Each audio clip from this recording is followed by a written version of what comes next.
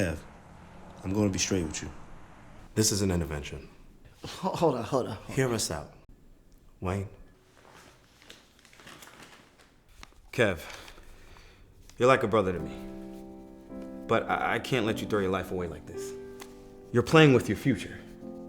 And it kills me to see that hairline wants nothing to do with your forehead. Hold on. Y'all joking, right? This is a joke, right? Take off the hat, Kev.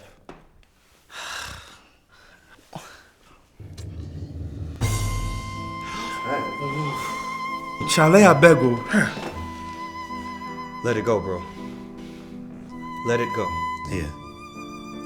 We got you this.